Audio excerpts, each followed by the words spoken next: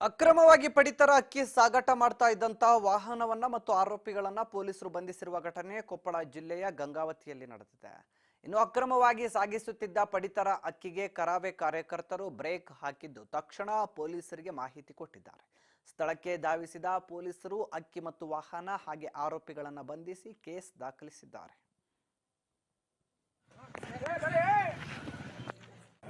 ನಾಳೆ ಬೆಳಗ್ಗೆ ಬಂದು FIR ಮಾಡ್ತೀವಿ. ಬೆಳಗ್ಗೆ ಮಾಡ್ತೀನಿ ಮೇಡಮ್. ಸಮಿತಿ ಇದು ಎಲ್ಲ ನೋಡ್ಬೇಕು, ತೂಕ ಬೇಕು ನಮ್ಗೆ. ಎಷ್ಟೈತೆ ಮೇಡಮ್ ಅದು? ಗೊತ್ತಿಲ್ಲ ರೀ, ಇವರು ಒಂದು ಟೂರ್ನವ್ರು ಹಿಡ್ಕೊಂಬಂದಿದ್ದಾರೆ. ನಾವು ಇಲ್ಲಿ ಬಂದು ಎಲ್ಲಿಂದ ತಂದಿರ ಮೇಡಮ್? ನಾ ಸೀದಾ ಇಲ್ಲಿಗೆ ಬಂದೀನಿ ರೀ, ಸ್ಟೇಷನಿಗೆ. ನಿಮಗೆ ಅದ್ರ ಬಗ್ಗೆ ಮಾಹಿತಿ ಇಲ್ಲ? ಅವರೇ ಬಂದು ಹಿಡ್ಕೊಂಡ್ಬಂದಿದ್ದಾರೆ. ಇನ್ನು ಸಾಕಷ್ಟು ಜನ ಊರಾಗ ಮಾಡ್ತಾ ಇದ್ದಾರೆ ಮೇಡಮ್, ತಾವು ಏನು ಮಾಡ್ತಾ ಇದ್ದೀರಿ?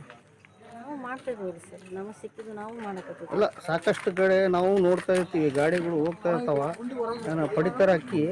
ಅವು ಬಡವರಿಗೆ ಹಂಚಕ್ಕ ಸರ್ಕಾರ ಕೊಡ್ತಾ ಇದೆ, ಆದರೆ ತಾವು ತಮ್ಮ ಡ್ಯೂಟಿ ಮಾಡ್ತಾ ಇಲ್ಲ ಅಂತ ನಮಗೆ ಕಾಣಕತ್ತೈತಿ ಮೇಲ್ನೋಟ.